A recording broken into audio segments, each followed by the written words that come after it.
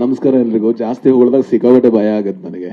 First of all ನಾನು ಅಲ್ಲಿ ಕೂತ್ಕೊಂಡಾಗ ಅಂದ್ರೆ ಈ ಸಿನಿಮಾದಲ್ಲಿ ಇಬ್ಬರೇ ಸೂಪರ್ ಸ್ಟಾರ್ ಇರೋದು. ನಾನು ಆಕ್ಟರ್ ಅಷ್ಟೇ. ನಾನು ಯಾವುದೇ ಕಾರಣಕ್ಕೂ ಅವ್ರು ಮಾಡಿರುವಂತ ಕೆಲಸಗಳೇನು ಅಣ್ಣ ಸುಮ್ಮನೆ ಇರಿ ಅಣ್ಣ ಅವ್ರು ಮಾಡಿರುವಂತ ಕೆಲಸಗಳು, ಅವರು ಕೊಟ್ಟಂತ ಸಿನಿಮಾಗಳು, ನಾನು ನಿನ್ನೆ ಮೊನ್ನೆ ಬಂದವನು. ನಂದಿನ್ನೂ 10 ವರ್ಷ ತುಂಬಿಲ್ಲ, 6-7 ವರ್ಷ ಆಗಿರೋದು. ಜಸ್ಟ್ ನಟಿಸಿದೆ ಅನ್ನೋ ಕಾರಣಕ್ಕೋಸ್ಕರ ನಾನು ಯಾವತ್ತೂ ಕೂಡ ಈ ಸಿನಿಮಾದ 3ನೇ ಸೂಪರ್ ಸ್ಟಾರ್ ಅಲ್ಲ, ಇಬ್ರು ಸೂಪರ್ ಸ್ಟಾರು, ನಾನೊಬ್ಬ ನಟ ಅಷ್ಟೇ.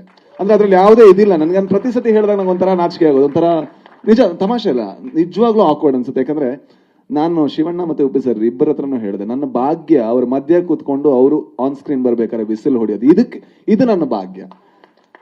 ಅಂಡ್ ಇನ್ನೊಂದು ಆಕ್ಚುಲಿ ಒಪ್ಸೋದಕ್ಕೆ ಕಷ್ಟ. ಯಾಕಂದ್ರೆ ನಾನು ಯಾವಾಗ್ಲೂ ಒಬ್ಬ ನಿರ್ದೇಶಕನಾಗಿ ಯೋಚನೆ ಮಾಡ್ತಾ ಇರ್ತೀನಿ, ನನಗೆ ಬರಿಬೇಕು, ನಾನು ಡೈರೆಕ್ಟ್ ಮಾಡಬೇಕು ಅಂತ. ಆಕ್ಟಿಂಗ್ ಅಂದ ತಕ್ಷಣ ನಾನು ಯಾವಾಗ್ಲೂ ಯೋಚನೆ ಮಾಡೋದು, ಇದು ಆಕ್ಟ್ ಮಾಡಿದ್ರೆ ಮತ್ತೆ ನಾನು ಡೈರೆಕ್ಷನ್ ಇಂದ ಎಷ್ಟು ದೂರ ಹೋಗ್ತೀನಿ ಅಂತ.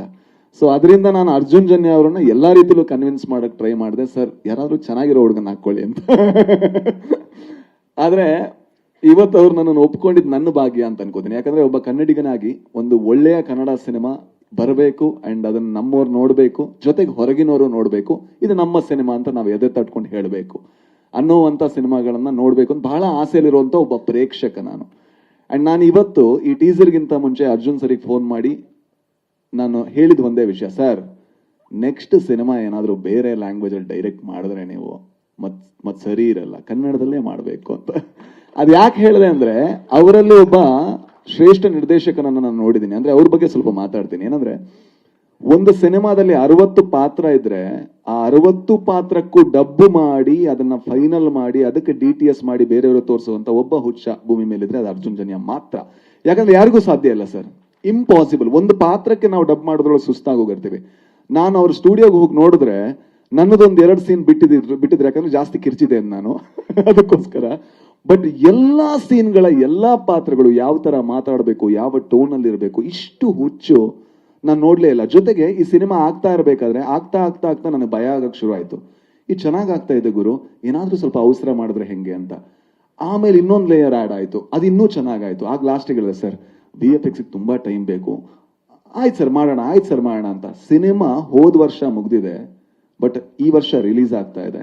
ಒಬ್ಬ ನಿರ್ದೇಶಕ ಇಷ್ಟು ತಾಳ್ಮೆಯನ್ನ ತಗೊಂಡು ಜೊತೆಗೆ ಒಬ್ಬ ನಿರ್ಮಾಪಕ ಅದಕ್ಕೆ ಬೆನ್ನೆಲುಬಾಗಿ ನಿಲ್ಲೋದು ಅಂದ್ರೆ ಅದು ರಮೇಶ್ ರೆಡ್ಡಿ ಸರ್ ಮತ್ತೆ ಅರ್ಜುನ್ ಜನ್ಯ ಇವರಿಬ್ಬರ ಹಿರಿಮೆ ಅಂತ ಹೇಳ್ಬೋದು. ಜೊತೆಗೆ ನನಗೆ ಈ ಸಿನಿಮಾದಲ್ಲಿ ಆಕ್ಟ್ ಮಾಡಿರುವಂತ ಅವ್ರು ಯಾಕೆ ಇಬ್ರು ಕೂಡ ಸೂಪರ್ ಸ್ಟಾರ್ಸ್ ಅಂತ ಹೇಳ್ತೀನಿ, ಈ ಸಿನಿಮಾ ಆಕ್ಟ್ ಮಾಡಿ ನಾನು ಹೊರಗೆ ಬಂದಾಗ ನಾನೊಬ್ಬ ಸ್ಟಾರ್ ನಟರ ಸಿನಿಮಾದಲ್ಲಿ ಆಕ್ಟ್ ಮಾಡಿದೆ ನನಗೆ ಯಾವತ್ತೂ ಅನ್ಸಿಲ್ಲ. ಅವ್ರು ಯಾವತ್ತೂ ಕೂಡ ಅವರಲ್ಲಿರುವಂತಹ ಹಿರಿಮೆಯ ಭಾರವನ್ನ ಒಬ್ಬ ನಟನ ಮೇಲೆ ಹಾಕಲ್ಲ. ಯಾಕಂದ್ರೆ ನಮಗೆ ಹೆದರಿಕೆ ಇರುತ್ತೆ. ನಾನು ಶಿವಣ್ಣನ ಮುಂದೆ ಆಕ್ಟ್ ಮಾಡ್ತಾ ಇದ್ದೀನಿ, ನಾನು ಉಪ್ಪಿ ಸರ್ ಮುಂದೆ ಆಕ್ಟ್ ಮಾಡ್ತಾ ಇದ್ದೀನಿ. ಅದು ಯಾವುದನ್ನು ಮಾಡದೆ ನಾವು ಚೆನ್ನಾಗಿ ಮಾಡೋದಕ್ಕೆ ಏನೆಲ್ಲ ಸಪೋರ್ಟ್ ಮಾಡಬೇಕು ಅದನ್ನ ಮಾಡಿದಂತಹ ಮಹಾನ್ ಕೆಲಸಗಾರರು, ಕಲಾವಿದರು ಎಲ್ಲರೂ ಇವರೇ. ಥ್ಯಾಂಕ್ ಯು ಸೋ ಮಚ್ ಅಣ್ಣ, ನನ್ನ ಸಹಿಸ್ಕೊಂಡಿದ್ದಕ್ಕೆ ಅಂಡ್ ನನಗೊಂದು ಅವಕಾಶ ಕೊಟ್ಟಿದ್ದಕ್ಕೆ. ಅಂಡ್ 45 ನಾನು ಅನ್ಕೊಂಡಂಗೆ ನಿಮ್ಮೆಲ್ಲರ ಹಾರೈಕೆಯಿಂದ ಬಹಳ ದೊಡ್ಡ ಸಿನಿಮಾ ಆಗ್ಲಿ. ತುಂಬಾ ಕಷ್ಟಪಟ್ಟ ತಂಡ ಅಂಡ್ ನಿಮ್ ಸಪೋರ್ಟ್ ನಮ್ ಜೊತೆಗಿರ್ಲಿ. Thank you. ಈ ವರ್ಷ ಕಂಪ್ಲೀಟ್ ಆಗಿದ್ದು, ಮುಂದಿನ ವರ್ಷ ಫುಲ್ ಸಿನಿಮಾ ಓಡ್ಲಿ ಅನ್ನೋದು ಯಾಕೆ ಹೇಳಲಿಲ್ಲ ನೀವು? ನೀವ್ ಹೇಳಿದ್ರಲ್ಲ sir, thank you sir. Happy Ugadi.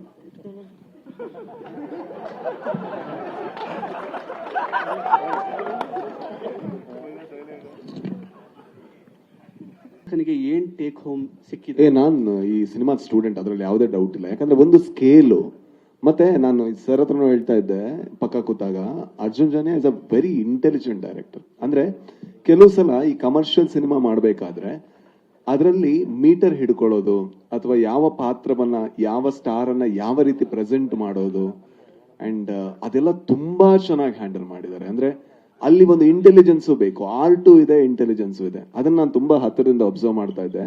ಅವ್ರಿಗೆ ಹೈಯೆಸ್ಟ್ ಫೋನ್ ಮಾಡಿ ತೊಂದರೆ ಕೊಡೋದ್ರಲ್ಲಿ ನಮ್ಮ 3 ಜನದಲ್ಲಿ ನಾನೇನ ಅನ್ಸುತ್ತೆ. ಅಂದ್ರೆ ಏನಾಗ್ತಾ ಇದೆ ಸರ್, VFX ಏನಾಯ್ತು, ಅದೇನಾಯ್ತು, ಸಾಂಗ್ ಯಾವ ರೀತಿ ಮಾಡ್ತಾ ಇದ್ದಾರೆ. ಯಾಕಂದ್ರೆ ಪ್ರತಿ ಸತಿ ಯಾಕೆ ಕೇಳ್ತಾ ಇದ್ದೀನಿ ಅಂದ್ರೆ, ನನ್ನಲ್ಲಿರುವಂತ ಒಬ್ಬ ನಿರ್ದೇಶಕನಿಗೆ ಇದೊಂದು ಸ್ಕೂಲು, ನಾನು ಕಲಿತಾ ಇರ್ತೀನಿ. ಈಗ ಸತ್ಯ ಸರ್ ಒಂದು ಫ್ರೇಮ್ ಇಟ್ಟರು ಕೂಡ ಓಕೆ ಇದು ಸ್ಕೇಲ್ ಇದೆ, ಅಂದ್ರೆ ಇಷ್ಟು ಜನ ಇದ್ದಾರೆ, ಬಟ್ ಇಷ್ಟು ಜನರನ್ನ ಕ್ಯಾಮರಾದಲ್ಲಿ ಇದ್ದಾರೆ ಅಂತ ತೋರಿಸೋದು ಬಹಳ ಕಷ್ಟದ ಕೆಲಸ. ಅದು ನಾವೆಲ್ಲ ತುಂಬಾ ಇಂಡಿ ಫಿಲ್ಮ್ ಮೇಕರ್ಸ್, ತುಂಬಾ ನಮ್ಮದೇ ಒಂದು ಚೌಕಟ್ಟು ಒಳಗಿಂದ ಬಂದವರು. ಹಾಗಾಗಿ ಈ ತರದ ಸಿನಿಮಾಗಳು ಸಿಕ್ಕಾಗ ತುಂಬಾ ವಿಷಯಗಳು ಕಲಿಯೋದಕ್ಕಿರುತ್ತೆ. ನಾ ಹೇಳಿದ ಸ್ಕೇಲ್ ಹೇಗೆ ಅಚೀವ್ ಮಾಡೋದು, ಅಥವಾ ಮೀಟರ್ ಹೇಗೆ ಹಿಡಿಯೋದು, ಮ್ಯೂಸಿಕ್ ಯಾವ ರೀತಿ ಯೂಸ್ ಮಾಡ್ಕೊಳ್ಳೋದು, ಅದೆಲ್ಲ ನಾನು ಕಲ್ತಿದ್ದೀನಿ. ಅಂದ್ರೆ ಕಲಿತಾ ಇರ್ತೀನಿ. ಕಲ್ತಿದ್ದೀನ ಇಲ್ವಾ ಅಂತ ಮುಂದಿನ ಸಿನಿಮಾ ನೋಡಿದ್ರೆ ಗೊತ್ತಾಗ್ಬೋದು ಅಷ್ಟೇ. ಬಟ್ ಕಲಿಯೋ ಪ್ರಯತ್ನದಲ್ಲಂತೂ ಇರ್ತೀನಿ. Okay, thank you. ಸಾಕಷ್ಟು ಜನರಿಗೆ ಪ್ರಶ್ನೆಗಳಿರುತ್ತೆ, ಬಟ್ ಇವತ್ತಿಗೆ ಈ ಪ್ರಶ್ನೆಯ ಸೆಷನ್ ನಾವು ಟೈಮ್ ಆಗಿರೋ ಕಾರಣ ಮುಕ್ತಾಯ